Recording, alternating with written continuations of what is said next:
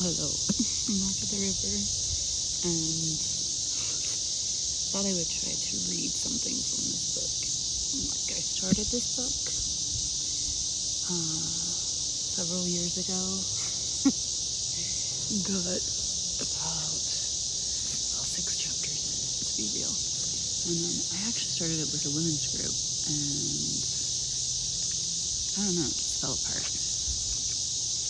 But there's a lot of really good stuff in the first 7 or 6 chapters. But I wanted to read this 7th chapter, or the start of it, because it was in direct correlation with some feelings I was sharing to my Instagram stories yesterday.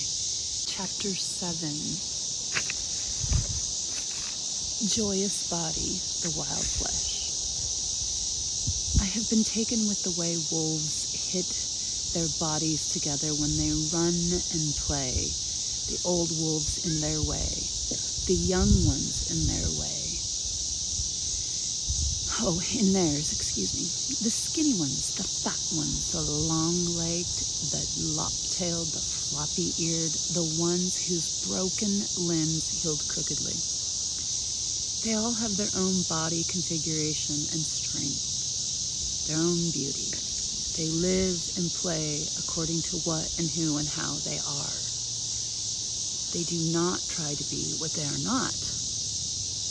Up in the Northlands, I watched one old wolf with 3 legs. She was the only one who could fit through a crevasse where blueberries were branching.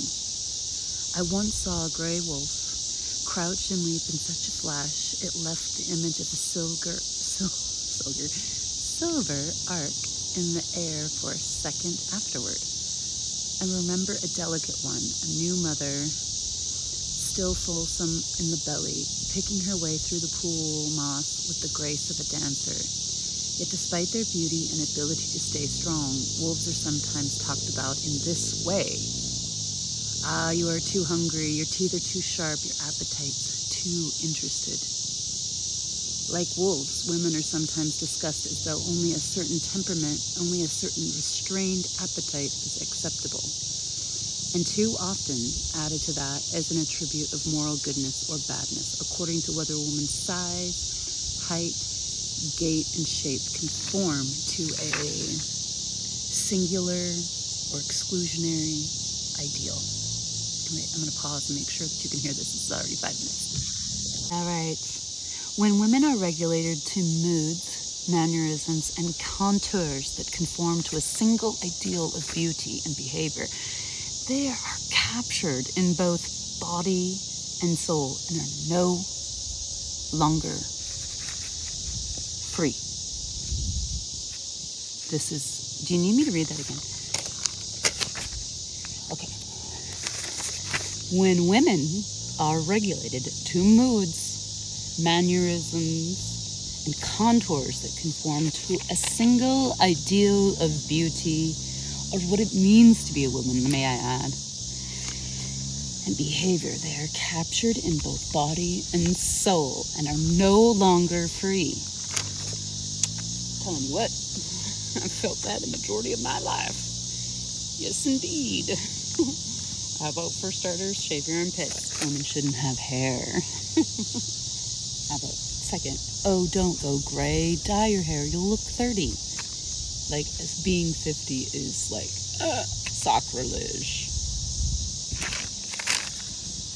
Or don't be sexy because you're trying to attract attention, or trip up someone else, trip up men.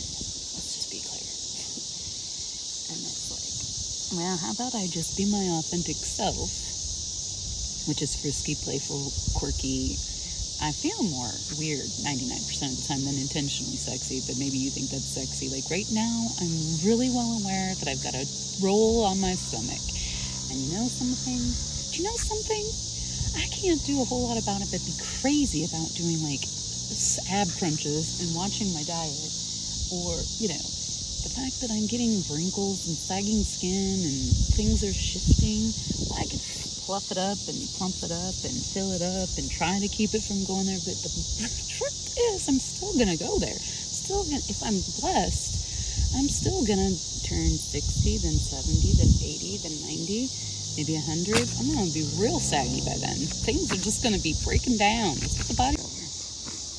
In the instinctive psyche, the body is considered a sensor, an informational network, a messenger with myriad communication systems, cardiovascular, respiratory, skeletal, autonomic, as well as emotive and intuitive. In the imaginal world, the body is a powerful vehicle, a spirit who lives with us, a prayer of life in its own right. It does feel nice, the breeze. It's pretty hot. Okay. In fairy tales, personified by magical objects that have superhuman qualities and abilities, the body is considered to have two sets of ears, one for hearing in the mundane world, the other for hearing the soul. Two sets of eyes, one set for regular vision, another for far seeing. Two kinds for strength. The strength of the muscles and the invincible strength of the soul to continue to rise. As we go through this life, I want to interject for a minute. As we go through this life, it's trying. It's going to have its hills and valleys, its highs and lows, it's calm waters and it's river rafting, stage 7 or whatever, like white water rapids, and we feel like we're going to drown at any moment. Every one of us has experienced this. We might pretend we don't, but we do. We have lots that goes on every day. All the conditioning that I was talking about in my Instagram story. In systems of bodywork such as Feldenkrais method, Ayurveda, and others, the body is understood variously as having 6 senses, not 5. The body uses its skin and deeper fascia and flesh to record all that goes on around it, like the Rosetta Stone. For those who know how to read it, the body is a living record of life given, life taken, life hoped for, life healed. It is valued for its articulate ability to register immediate reaction, to feel profoundly, to sense ahead. Ooh-wee. Ooh-wee. I don't know about you, but when I read those words, and I really understand this divine system,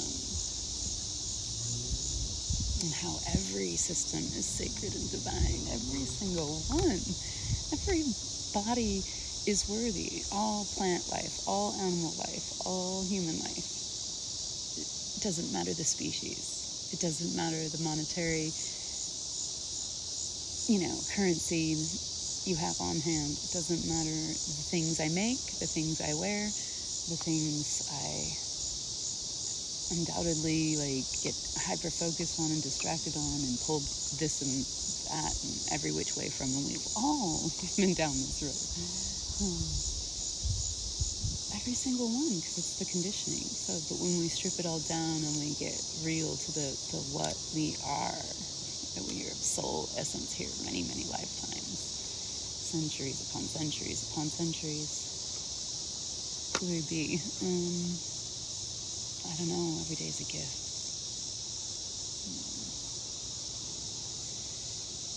I'll read a little bit more because it's really good. Okay.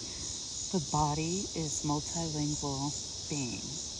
It speaks through its color and its temperature, the flush of recognition, the glow of love, the ash of pain, the heat of arousal, the coldness of non-conviction. It speaks through its constant tiny dance, sometimes swaying, sometimes a jitter, sometimes trembling. It speaks through the leaping of the heart, the falling of the spirit, the pit at the center, and rising hope. Whoa, okay, here's another boat. It's a busy day on the river. I can have a breather. The body remembers, the bones remember, the joints remember, even the little fingers remember. Memory is lodged in pictures and feelings in the cells themselves, like a sponge filled with water. Anywhere the flesh is pressed, wrung, even touched lightly, memory may flow out in a stream by this river. You see what I'm throwing down? Okay. To continue the beauty and value of the body to anything less than this magnificence is to force the body to live without its rightful spirit, its rightful form, its right to exaltation. To be thought ugly or unacceptable because one's beauty is outside the current fashion is deeply wounding to the natural joy that belongs to the wild nature. Wow, woman! Women have good reason to refute psychological and physical standards that are injurious to spirit and which sever relationship with the wild soul. Whip out that sword, ladies. That's right. The sword of spirit.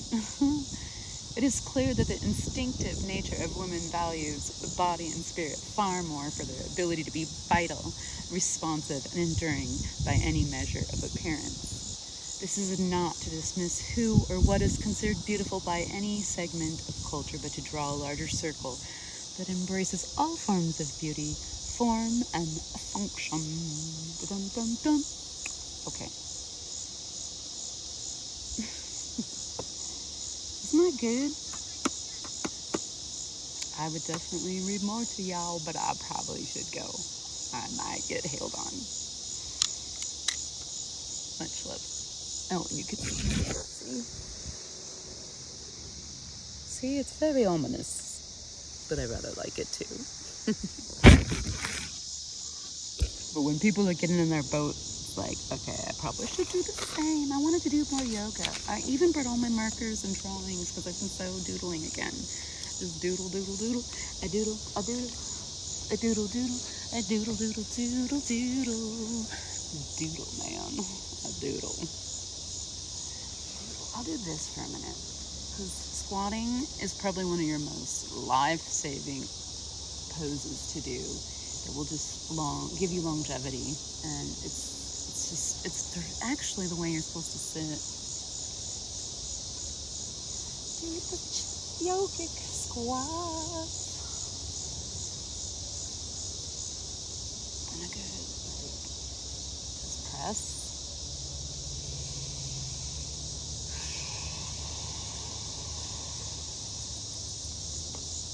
Better get my book in my bag and this all sand all lifted up. Peace and love. And I'm going to finish this with my daughter because one of my daughters is reading this and I'm beyond impressed. Old souls. Unite. Okay.